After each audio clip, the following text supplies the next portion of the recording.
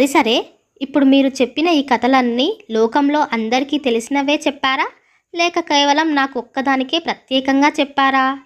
లేదు పార్వతి, ఈ కథలు నీకు మాత్రమే ప్రత్యేకంగా చెప్పాను అని అన్నాడు పరమేశ్వరుడు.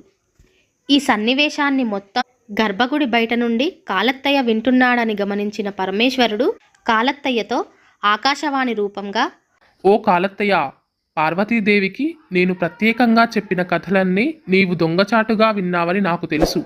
ఇది క్షమించరాని నేరము.